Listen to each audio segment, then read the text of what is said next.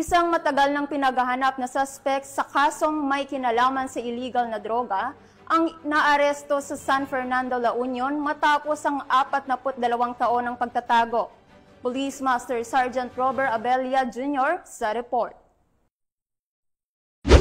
Naaresto na sa wakas ang matagal lang pinaghahanap na si alias ED, 68 years old, residente ng Purok 2, Barangay Ilocano Sur, San Fernando City, bandang alas 11 ng umaga noong Hulyo 2, 2025.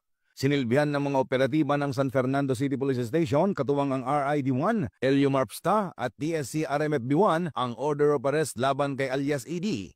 Ang warrant ay may kaugnayan sa kasong paglabag sa Section 8, Article 2 ng RA 6425, Dangerous Drugs Act of 1972 as amended, na inisyo noon pang October 10, 1983 ni Honorable Inocencio D. Malyaman ng RTC Branch 29 San Fernando City. Walang inirekomendang piyansa para sa naturang kaso. Ang matagumpay na operasyon ay patunay na walang makakatakas sa kamay ng batas gaano man katagal.